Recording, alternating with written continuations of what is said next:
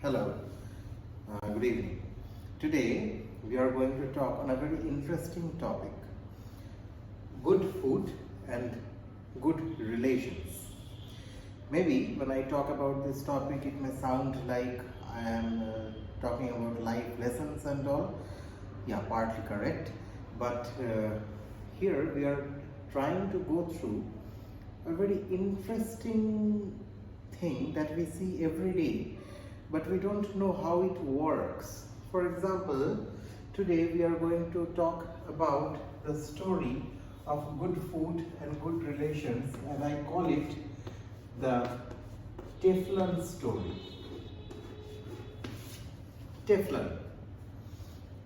So this is the thing, this is the material that we encounter every day in our kitchen, where good food is being cooked every day. Where do we find Teflon?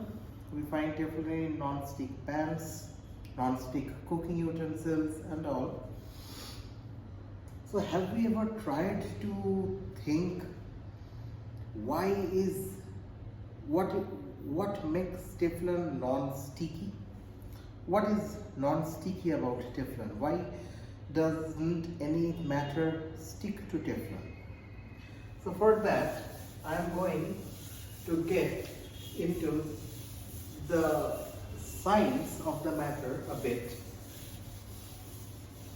Not too much details, but with some details. Before even I go into the Teflon story, I will tell you what do we mean by sticking.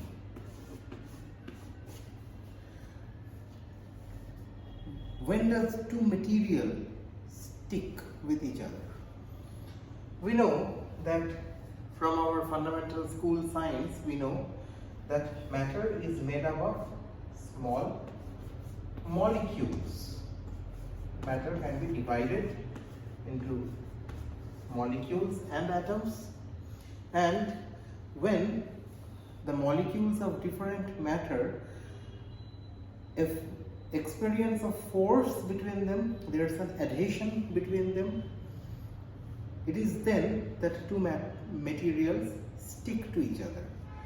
So this force that makes the molecules stick to each other are called the intermolecular forces. Inter means between, intermolecular means between molecules, and the intermolecular force means the force that is acting between the molecules.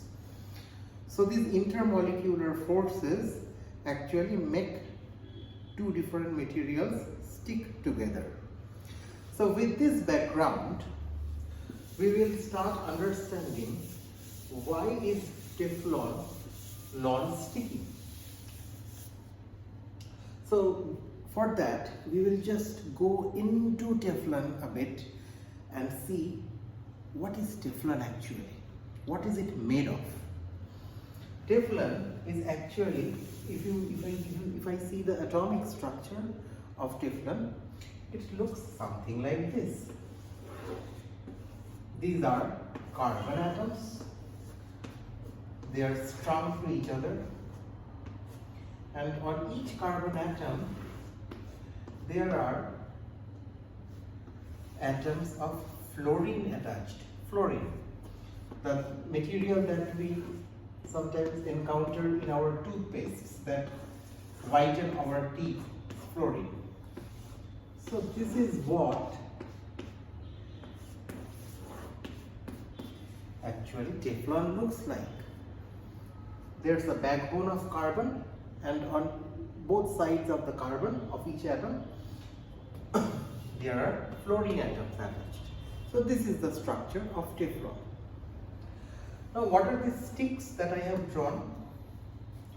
These sticks, technically, they are called bonds. Without going into much details of chemistry, what is a bond?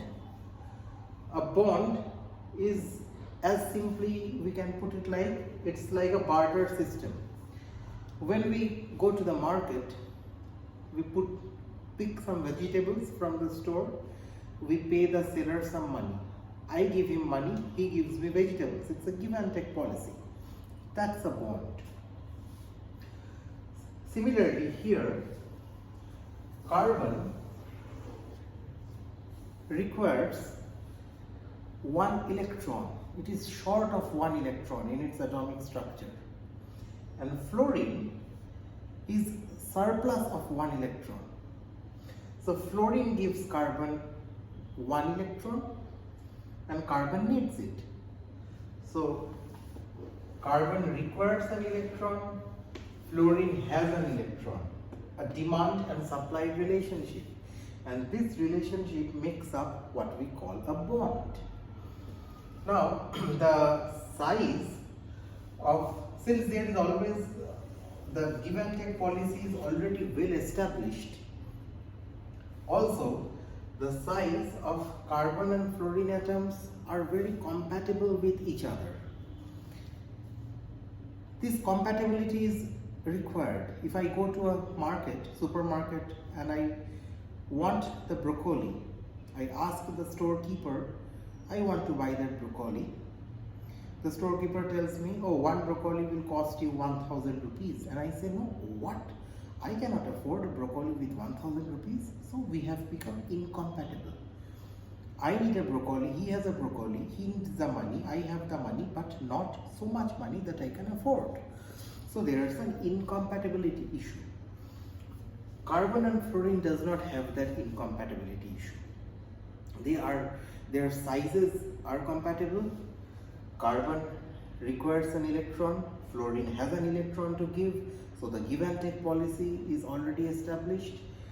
Hence, the bond between carbon and fluorine atoms are very, very, very strong. They have a very stable and a very strong bond. And since they have a very strong bond between each other, any other material, I call it foreign. When it comes in contact with this Teflon, the intermolecular forces between the molecules of this foreign material and Teflon is very less. Why?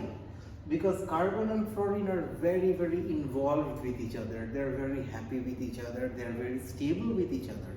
So why will they indulge in any other intermolecular forces? And hence, any other foreign material cannot establish any force or adhesion with this Teflon. And hence what happens? No foreign material can stick to Teflon. That's what makes Teflon non-sticky. That's why Teflon is used to make non-stick pans, non-stick cooking utensils, and that's where our good food is made. But at the start of this video, I said good food and good relations. Where does the good relationship thing come here? The relationship between carbon and fluorine, they are having a gala of a relationship. They are very stable with each other, they are very compatible with each other, and they have this give and take policy also between them. They are actually complementing each other. Fluorine has to give what carbon requires. So it's a mutual compatibility due to complementing each other. So here's where the science of Teflon ends. But this is exactly where our realization starts. What is the take home from this knowledge of nature? The take home starts only when we start realizing that we can imbibe this knowledge of nature into our daily lives also. How? Be it the relationship between carbon and fluorine in Teflon, or in an analogous manner, if I come to the society, be it the relationship between a man and his partner, be it the relationship between a person and his or her hobbies, the relationship between a person or any other entity, if it is strong, if it is stable, if there is mutual compatibility, and also the give and take policy, the characteristic of complementing each other in the right way, if it is there, no external force in the society, in the world, can affect that relationship. So, this is the take-home message from our knowledge about Teflon. So that's why I said good food and good relationships. Good food is made using our non-stick pans. Non-stick pans are made of Teflon, and Teflon teaches us the value of good relationships.